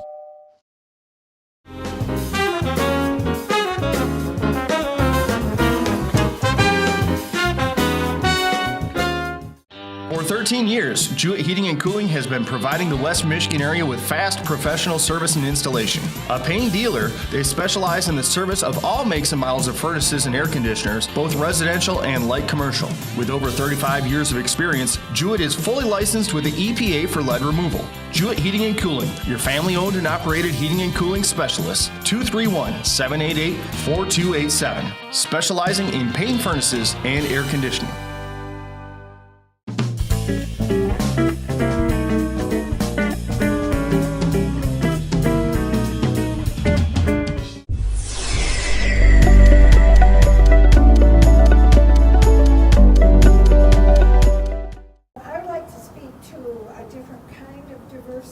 Actually, and that is the treatment of mentally ill people, offenders. And that's a different kind of diversity because no one is immune to it. All of our communities embrace that. My son just won over $500,000 from the county of Muskegon for deliberate indifference to his mental illness in the jail. And I shouldn't say that he won that. That was a settlement, and I understand that's no admitting of fault. But what I want to say is I hear from Dean Rossler that, oh, they have mental health staff in the jail. What is not said is they are there to assess. They are not there to treat. Mental health people do not come into the jail to treat people. And I suspect that that is money.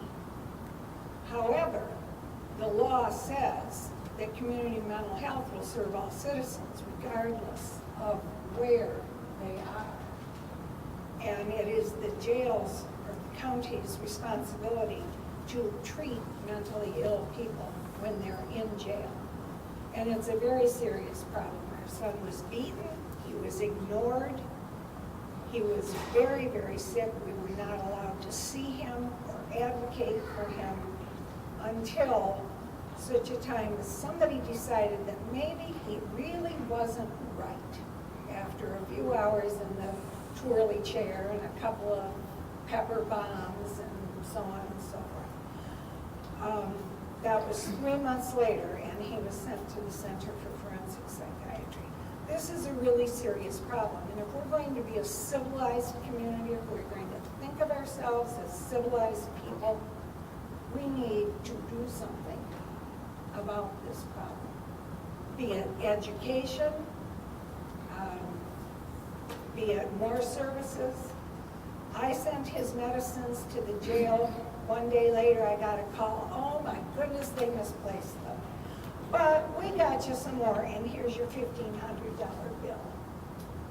So these are very, very real problems. And as we go forward into a new jail, I think it's particularly important that we figure out how we're going to house these people, what kinds of treatment we're going to give them. Because when you want to talk about lack of trust and bitterness, you talk to a family such as mine or to my son who was put through that because he could not help himself at that time, and there is no help. If anyone would like to comment on how you're seeing and what you're doing about it or can't do about it, please take a moment. I would just like to say, and it's really to the credit of Muskegon Community Mental Health, that they have moved forward with a program called Mental Health First Aid. And part of their effort is to educate in the law enforcement area. And I am the law enforcement trainer for mental health first aid. They're setting up as many programs as they possibly can at this time with grant funding.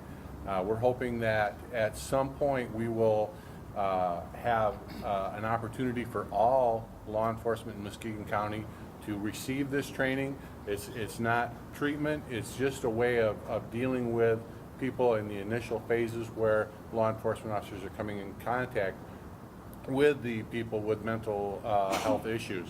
We actually are unique in this state, maybe even in our region, that we're moving forward with this because we don't know of any other law enforcement officer that's been trained in this mental health first aid. So there is a class scheduled later this summer through Community Mental Health, and we will continue to do that to develop this program. Good evening, everyone. My name is Councilman Jacob from the city of Muskegon. I think the officers did a real good job yesterday. I think the community did a good job. I heard that the young man had got shot, and he was killed. I want to say another 25, almost 30 minutes, I got a couple calls, and they knew who the shooter was. So to me, I was supposed to send that to the chief, and that was his job after that, which actually turned out very good. There's a lot about everybody saying about the racial makeup and all of that, but I remember Chief when I was young, and I don't think I turned out to be a bad man, but I sold drugs and I ran the street. I've been in jail before, but at the same time, I think it's hard for people to understand poverty unless you've been poor. And you don't know what it takes to say, I'm hungry, but you don't have no food, no way to get it, no job to get it. And so the influences in our area, they're strong, and sometimes you think, man, maybe it is helping some people, even though it's bad. But unless you understand poverty and how to deal with poverty, then how can you go to the next step? Because I don't know what it's like to be rich. I don't know what it's like to be middle class. So I know if I get it like that, I know I should manage my money well, because that's what I've been taught to do. But if I get a lump of money at one time, broke me may say, hey, I might have to do this and this. So these kids, they grow up so fast. Technology helping them grow up. You can't turn to a channel and don't see sex, violence, all of that. You see 5-year-old kids sitting back saying rap songs, but they don't really know how to do the math. You see, but they know the whole lyrics to a rap song.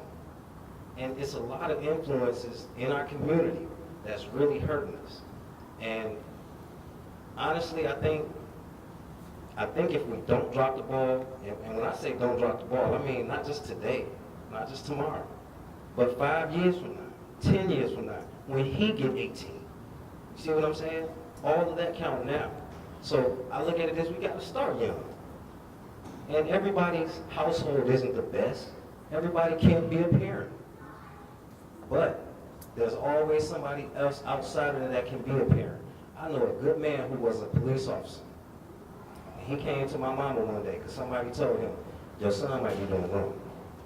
He came to my house, picked me and my brother up, made us ride with him, and I had some drugs on me then. Sam McMurray. And after he got done talking to me, I said, I don't need this. I flushed it down the toilet. One, he did scare the mess out of me. But even if you're a police officer and you haven't been poor before, and you haven't dealt with many poor people, give it a chance. Like I was telling somebody earlier, buy a kid a Happy Meal and talk to them. I guarantee you they're going to tell you a life story. Just something that small. Take a kid fishing, very cheap, but they're going to spill their whole life story to you, and that's what some of them want to do. And as far as trying to build a relationship with the police, how can you change the perception of somebody who says, F the police. And I'm gonna just keep it real. You have a lot of people in the, and it's just not minorities, in the urban community, black, white, Latino, it is what it is. Now don't get me wrong, I do know there are great officers, and I know this because I know we need you guys. There's no getting the community together and save without y'all. And it takes us to work together. But that's the groundbreaker right there. How do we get us to work together? You see what I'm saying? Without so much attitude about it. Oh, hey, they mad because I gotta come ask them this and this and this, and they mad, you know, because this cop coming to the door. You see what I'm saying? And there's not always a right procedure when you're in the heat of the moment. You know, I understand that. But trust is something else in the urban community, and you fighting along drugs, crime, rap videos, rap music, and the parents who's probably doing the same thing as the kids. But it's gonna take somebody like you guys as well as us to pull those kids aside and say, hey, let me show you something else. Everybody don't want to do bad. Not everybody. And I know some of these kids who are out there running in these gangs and selling drugs, they don't want to do it. But once you in. And that's hard for some people to understand. Once you in, you are in. And to try to tell your people that I'm ready to get out of this, I don't want to do that no more, times have changed from when you growing up. When I grew up, it's changed a lot. Kids don't even get whippings the same anymore. You see what I'm saying? It does take a village to raise a child, but who has a village anymore? So I'm just wondering, how do we get us to work together? Us, the community, and the leaders, which is our officers, community leaders, and the actual citizens. How do we make that happen? Thank you. I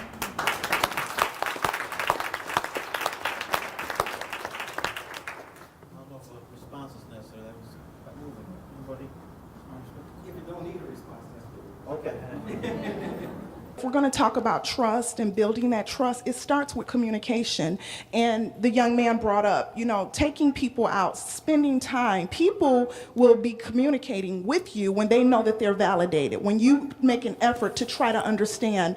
The officer, I believe you said you were from Fruitport at the very end. Morningstar? Okay. I commend you. You talked about diversity, and of course, that's what we keep talking about.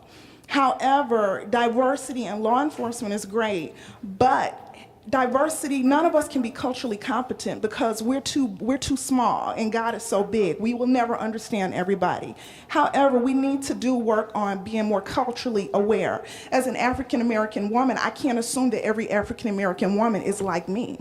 So in terms of that, learning to communicate and showing a respect. And I'm saying that as well because I had a negative experience. I've had bad and good experiences with police. However, a Muskegon Heights policeman followed me from Muskegon Heights. Well, I live downtown, but followed me from my home almost. I crossed the tracks, went to Norton Shores, and I was harassed, literally, and was just totally disrespected for no reason. So just really talking down to me in such a way, it's like, I don't know who you think I am, but it's like we're all adults. So I just want to talk, share that, just having a respect for young men, because we know that we all are prideful, and when you begin to get disrespected and feel disrespected, your defenses go up. But the young man talked about poverty back there. Every time you find poverty, and I'm now talking from my professional set, wherever you find poverty, you're going to find depression. When you find depression, those people sometimes will have diagnoses that probably they haven't been diagnosed. So you're going to be dealing with some mental illness maybe. You're going to be dealing with some bipolar, all of these different dynamics that these people that don't have access to healthcare, they're dealing with all of that. And you're going to get it. So I just want to hopefully that you begin to just communicating in such a way and not where they feel threatened. and hopefully just connecting and speaking, saying hi, or all of these different things. And it's very small nuggets that we're talking about today, but those little steps I think will take us a long way. And as we all know today, there's a gap, because there's a generation gap. I think Brianna and I, we're around the same age, old school, new school, but we're missing the people that are doing a lot of the bad things that we're talking about. So that is what we need to do. We have to work together, of course, to connect with them, because if not, we're going to lose the city. And I'm just going to say it. I'm not as hopeful as everyone if we don't start doing a better job. Whether you're a first-time jewelry browser looking for an extraordinary engagement ring, a couple celebrating your 60th anniversary, or you're just looking to treat yourself or mark an important event, Prothheim & Swanson Gemworks is proud to offer custom-made selections handcrafted in America. Silver, fine-colored gems, diamonds, and gold jewelry, as well as strands of lustrous quality pearls. From ring and watch appraisals to in-house jewelry design and repair, ring sizing, remounting, to a complete rebuilding, you can rely on them to keep your old favorites looking new. K&S Gemworks, Muskegon's community jeweler. Memories made one at a time. Glow Sun and Shades, simply fabulous. You have been kissed by the sun.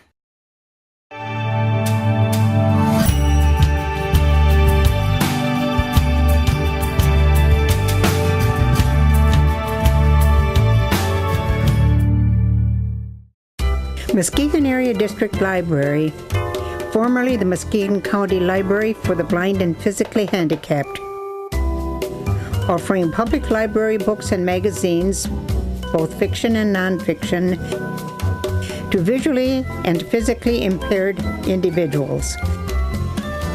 With their new location at 4845 Airline Road, they can be contacted at 231-737-6310.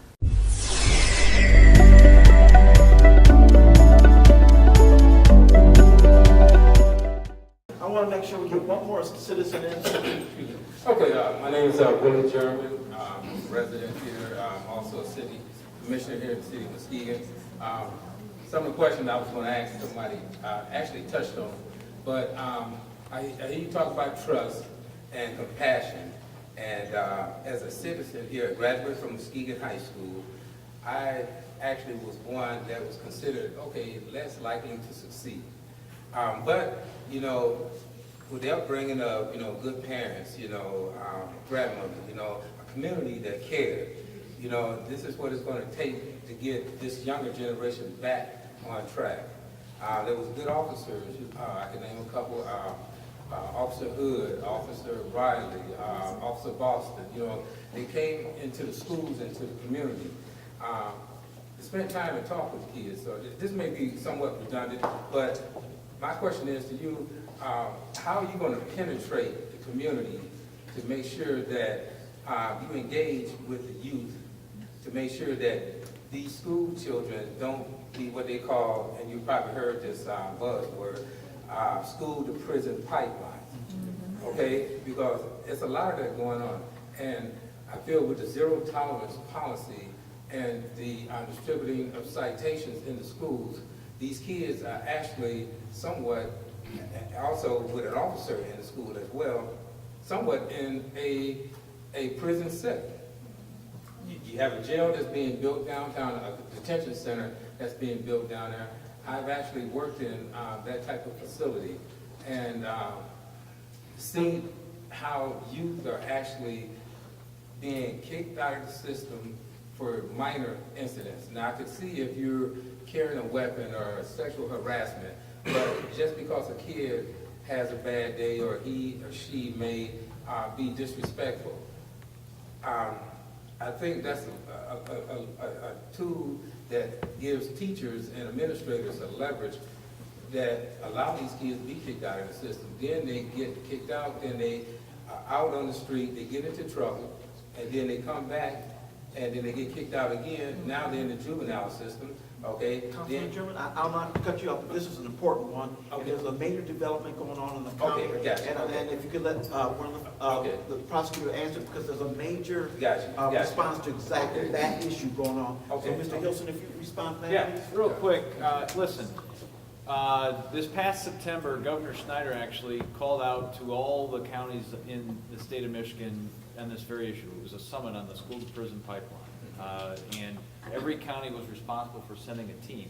Muskegon County sent a team. It was myself, Kate Kesselud-Scarborough, Dave Sipka, Eric Stevens, Jane Johnson from DHS. And the charge is to address exactly what you're talking about.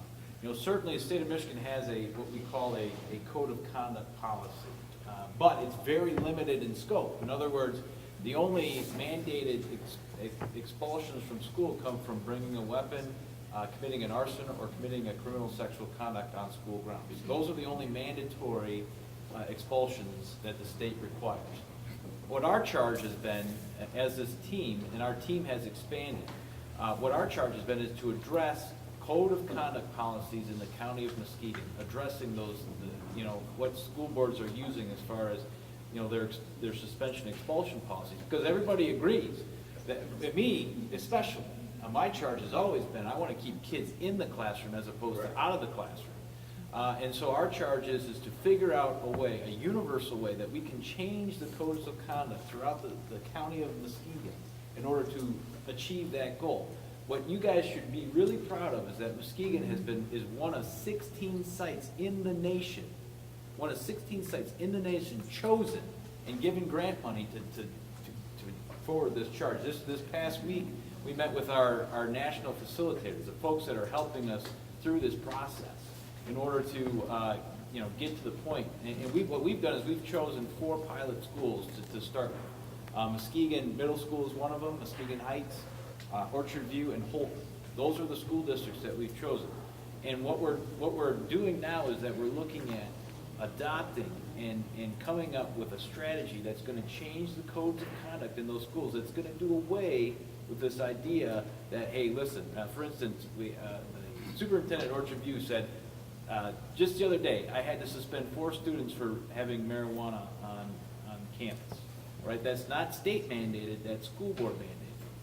And those are the kinds of things that we're addressing.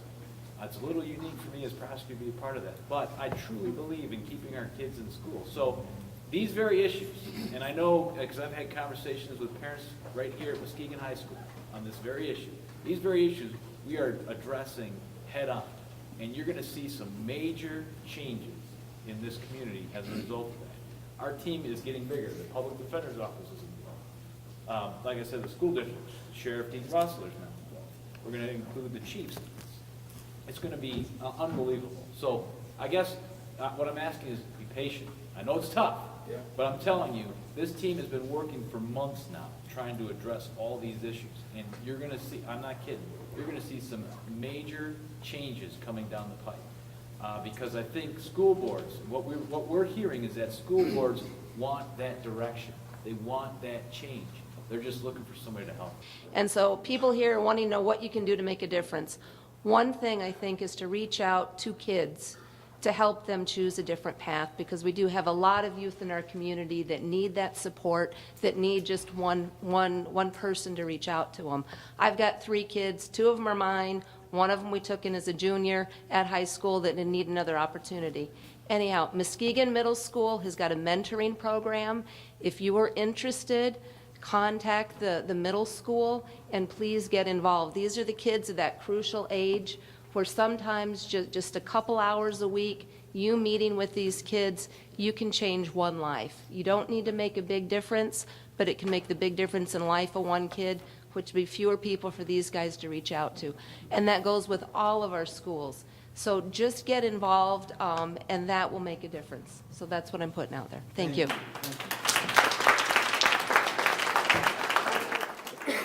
Evening, the best thing about this is that we were so engaged.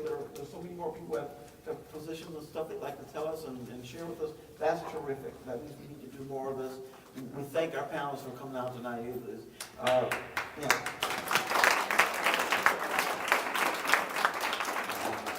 I can attest they work more than 8-hour days. I know the type of hours they put in. So we really appreciate it. We really appreciate you. This is like the seed. Let's make it. Let's pursue it and do something really great. Thank you so much. Snacks and stuff in the back. Thank you, panel. I'd love to shop on the net. Just look at all this stuff. We're pretty net savvy at Grange Insurance. We understand what the web does well. Buying insurance online? That's another matter. And not so well. Your partner in protection.